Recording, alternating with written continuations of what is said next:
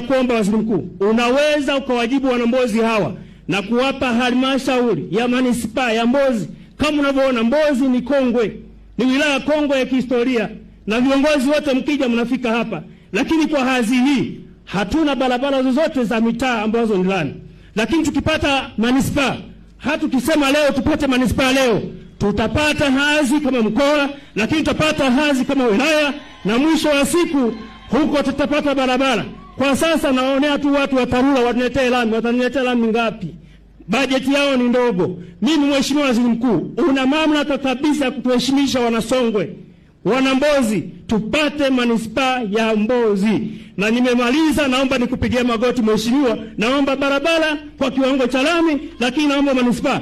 Nina mambo nataka kukurundikia kijana wako, na mimi nitakuwa nakusumbua bungeni, unichukue kama mtoto wako na unilee, unishauri. Asante sana Waziri Mkuu, naomba nikupigie magoti.